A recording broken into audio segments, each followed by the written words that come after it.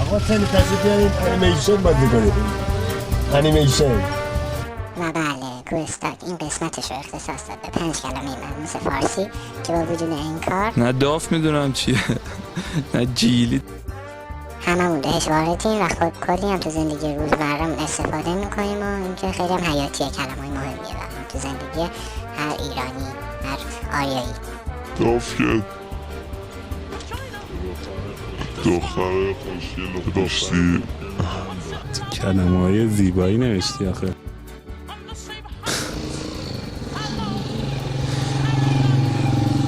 کلمه‌هایی که زیاد باهاش آشنا نیست.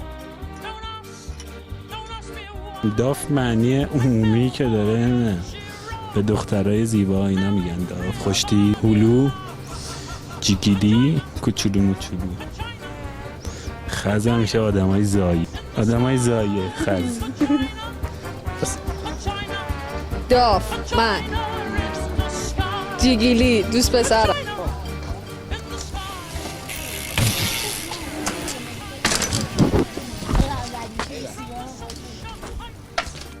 مثلا چی بگم داف نظر خودتو بگی. یه چیز خوب میشه دو جیگیلی، یه چیز گوگل مگولی، یه چیز بامزه کوچولو و بامزه داره. این عروسک خنگای اینقدر هستن لب دارن نمیدن از اونها مثلا. چه کلمه هایی اینا چیه؟ داف مثلا بگم به آدمایی که خیلی تو تریپ و اینا هم میگن دیگه. میگه داف مگه چیش بد بود، میگه جیگیلی آخه مگه خز بد بود میگه قزوین. پنتیکه هم که میشه در هم کو رفت شد، مصاحبتون هم از ما خوب شد. دافم که دختر که مرد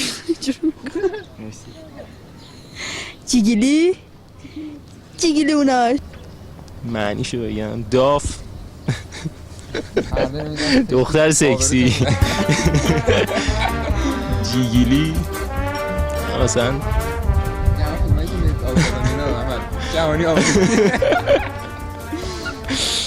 آره اوکاتش کن. لحظه وایسی بچه ها، وایسی شما دوتا کشور خارجی. داف جیگیلی خز ما از این چیزا حال نمی کنیم بابا.